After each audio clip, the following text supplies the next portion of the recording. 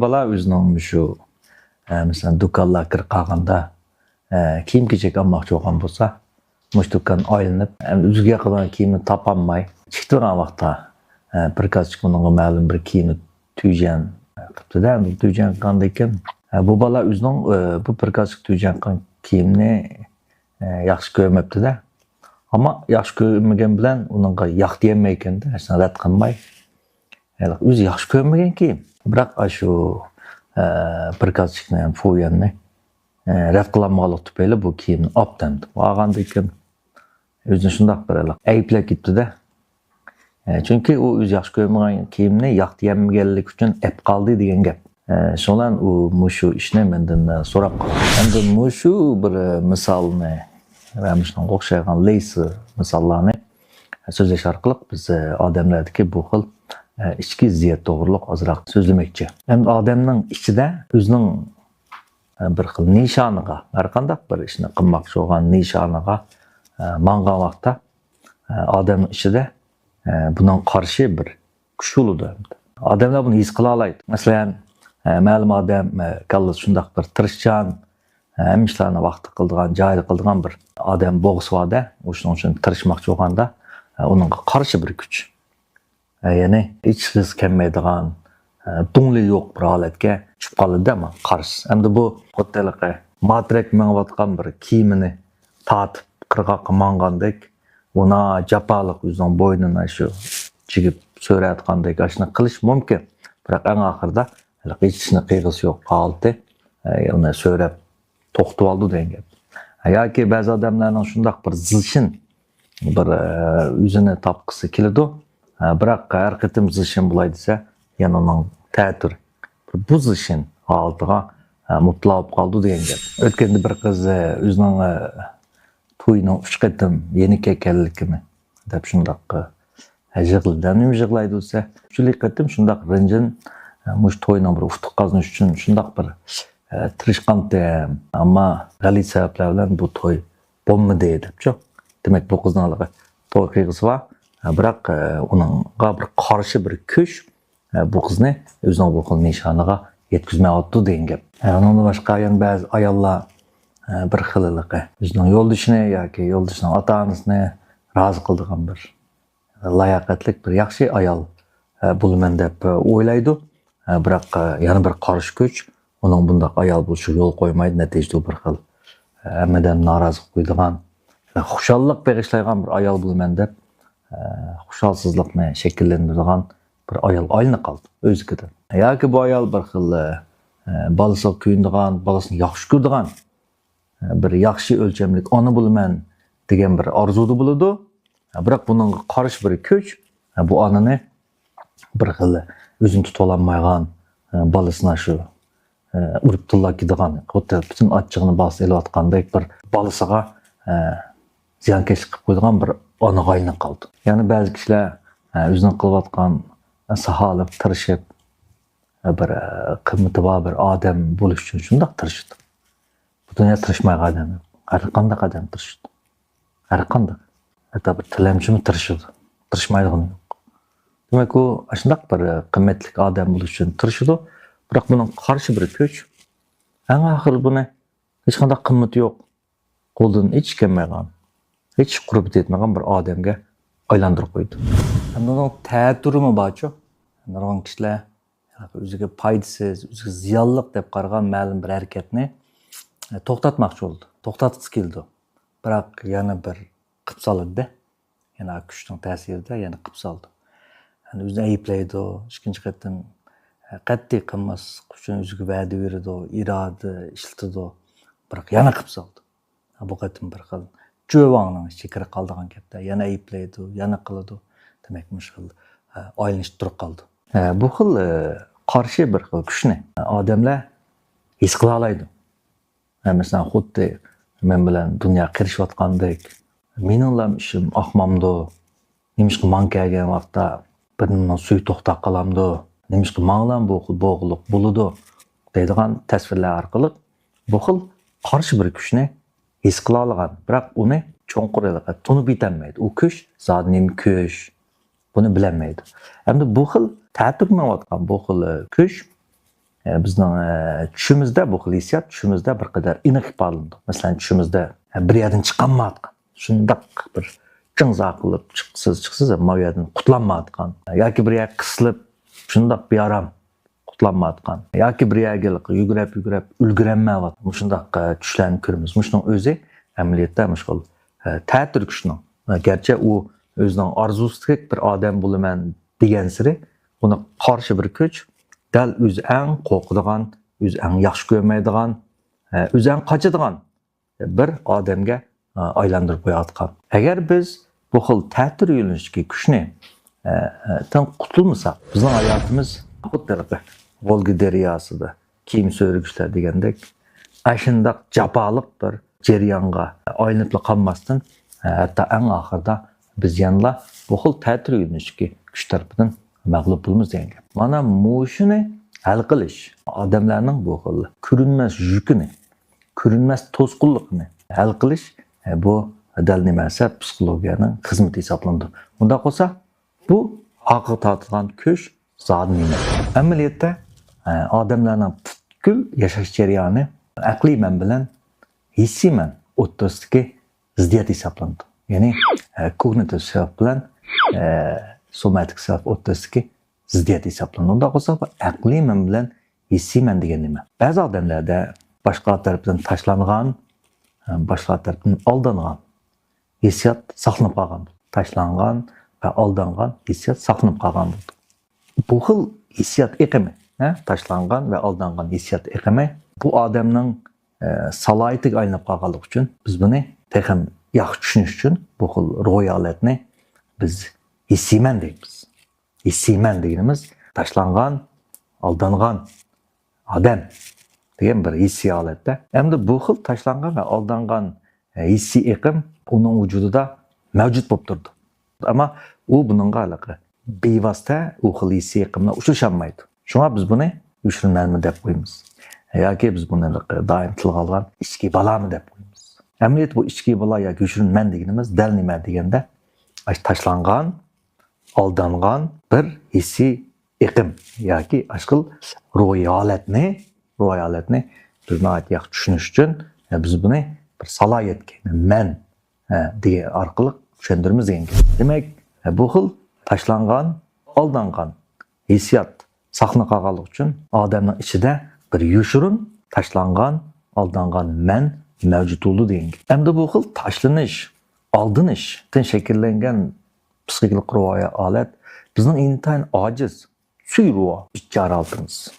Bu bir bichara altimiz, nozik bichara altimiz. Shu sababli biz bu xil tashlangan, aldangan manni ko'rmaslik uchun bu deganimiz yana shu xil psixik ruhiy holatga kirmasligimiz uchun, ya'ni buni zaychinlik qilmasligimiz uchun demakda biz hamda buning qo'g'dash uchun yoki buning qarshi holda aqliy manni shakllantiramiz.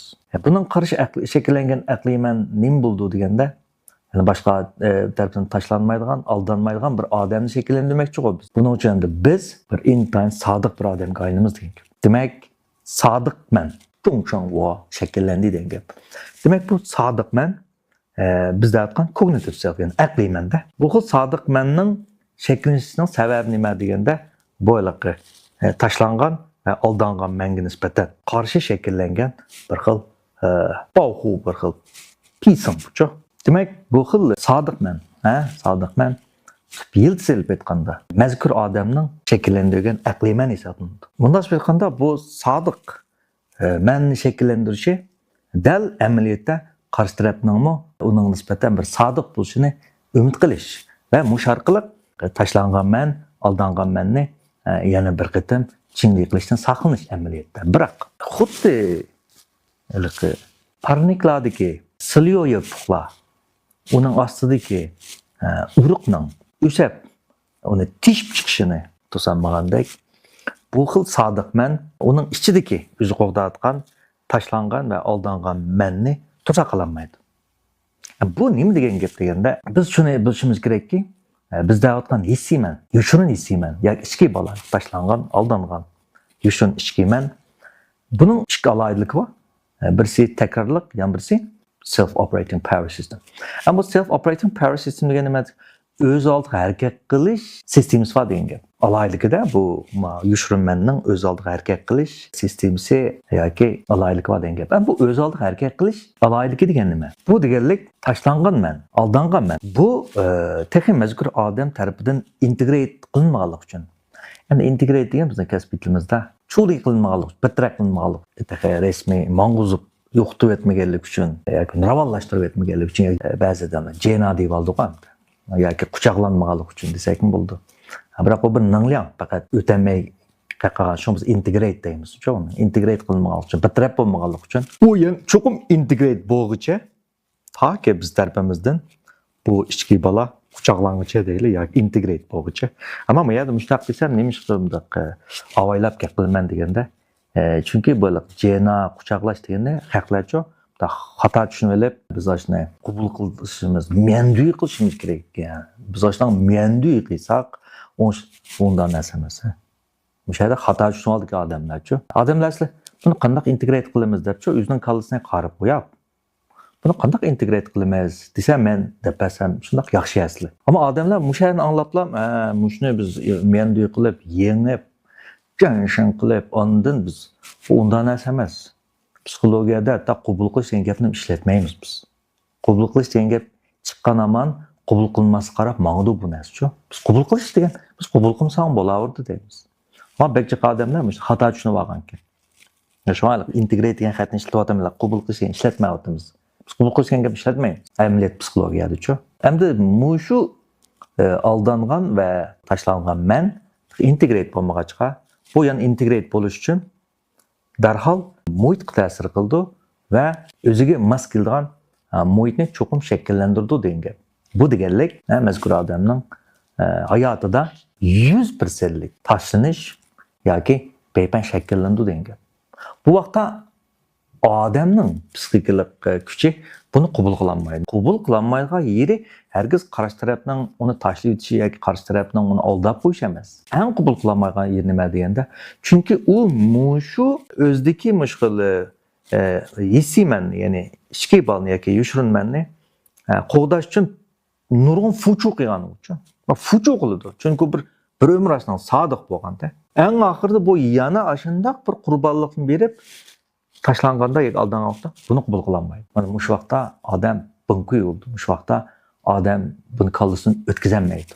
Mush vaqtda odam shundaq bir uvolchilik uchrab ketadi. Uvolchilik his ketadi. Men nim xatolik, men mushundaq bunday qildim deb. Ham bu vaqtda o'zimga bir g'azab to'ladi. Uni tashlagan yoki uni oldigan odamga nisbatan bir qattiq o'chmanlik ichida kirib qoldi. Ba'zi odamlar mush nuqtaga kelgan vaqtda bir xil hayotini hissiyotmasmi? Bir xil Jövang, g'azab, veychu, shundaq bir eng qo'rqinli hissiyotning hammasi chirmib olganda bo'ldi, men bir hayotimni oxirlashtirib qutlay deydigan xiyolga kirib qoldi. Yoki shaza jiyolatga kirib qoldi. Shidi bunku deganmish. Yana ba'zi odamlarda ichki dunyosida hech qanday qishqa qurbat yetmaydigan, hech qanday qishqa kuch yetmaydigan bir hissiyot, ya'ni ojiz bir hissiyot, ya'ni buningda bir hissiyot saqlangan bo'ldi.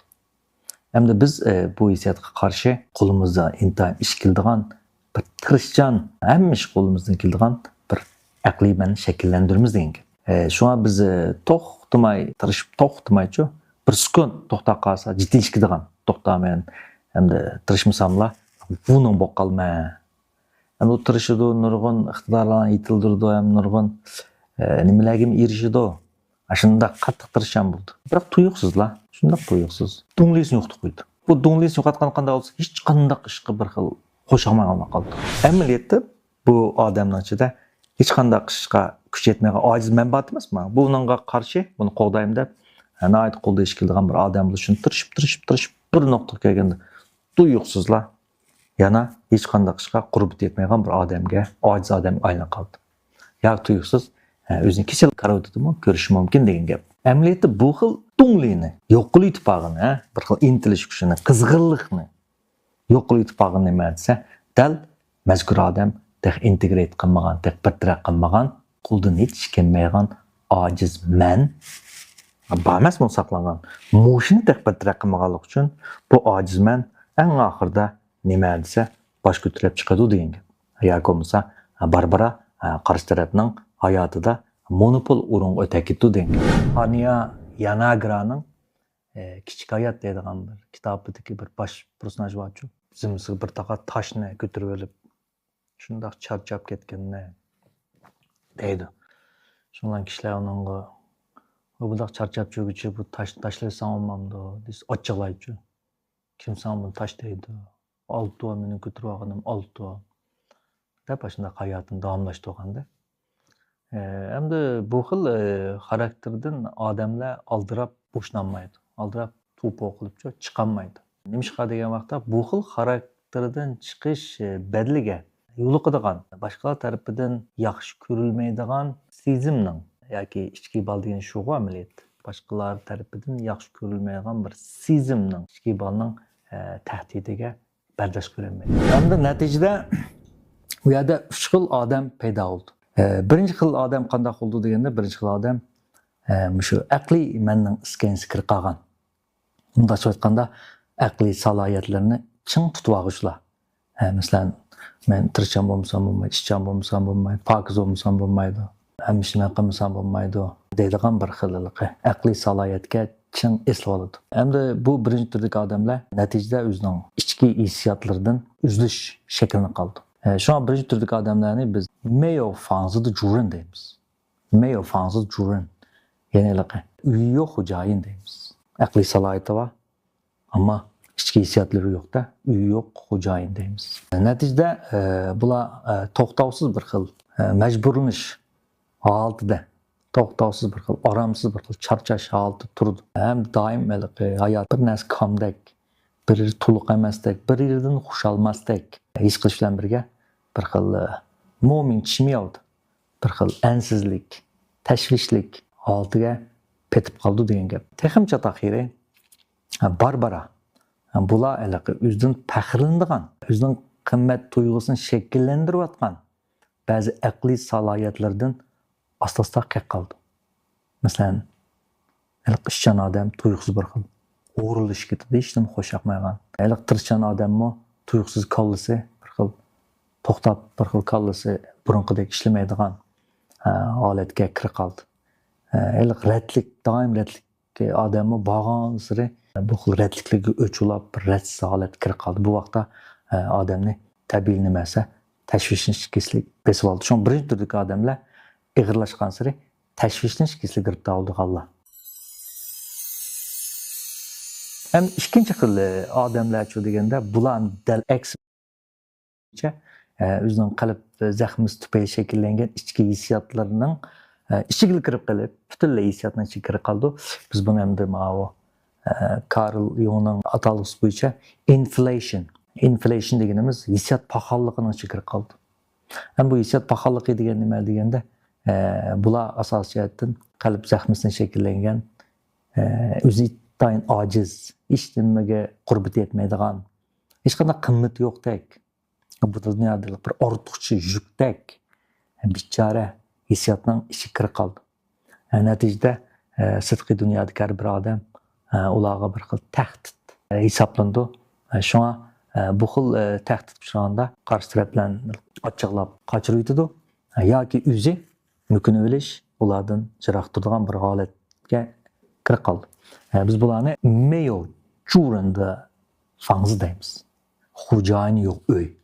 Bularda aqliy salohiyat degan narsa shakllanmaydi. Bu xil holatda menga to'xtab qoldi. Kallis bir xil to'xtab qolibchi, nemda qilgan anqiranmaygan bir holatga qoldi. Bu vaqtda jiqlari meni psixikamda chatoq chiqdi deydi. Oldidagilari chiqmadi deb turib oladi. Ammo bir psixika to'salg'i borligini bilib turdi. Makiyinkalari meni psixikamda chatoq chiqdi deydi. Biz buni atalmish xamushlik keslik deymiz. Demak, ikkinchi turdagilar xamushlik holatiga kirib qoldi. Chunki Barbara bu holat ularni bir xil umidsizlikni, ma'nisini shakllantirib qo'ydi degan gap. Eng muhimi, ikkinchi turdagi odamlar hech qanday bir yaxshi kelgusini ko'rolmaydi. Mening kelgusim hargiz yaxshi bo'lmaydi degan bir holatda bo'ldi.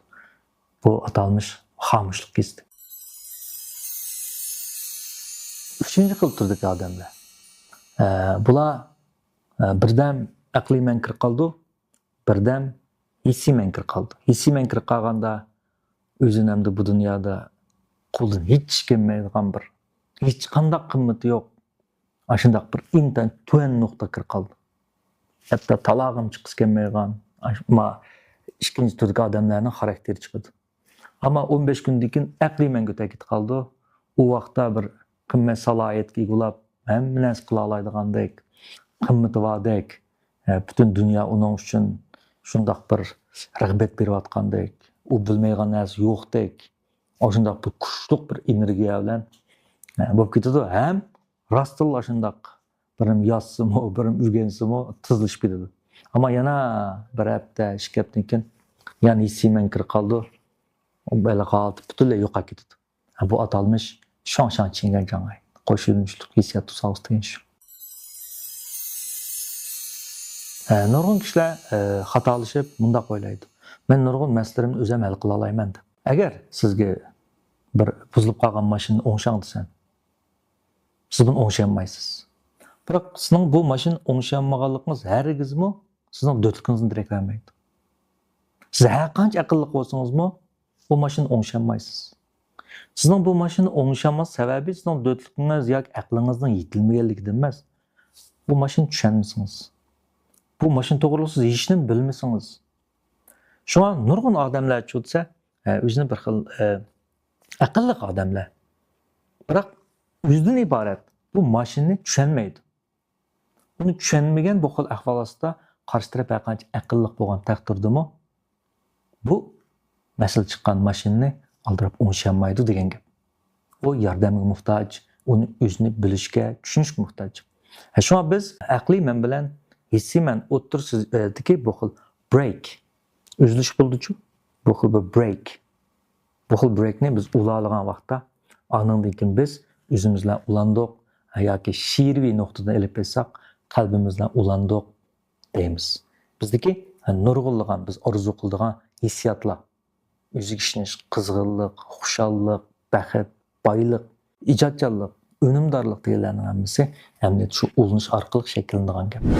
Shunga biz psixik havaskorlarning kuchli talbiga binoan psixikalik yetaklash va o'rgatishni asos qiladigan yangi qarorliq sinfimizni boshlashni qaror qildik. Shundan qiziqadiganlar ama shaxsiy session qilsa, o'zim tushuntirib qo'yman. Meni o'yinim, ya'ni 50.007 degani mening shaxsiy o'zim ishlatadigan, hech kim boshqa ishlatmaydigan shaxsiy o'yinimmi shu.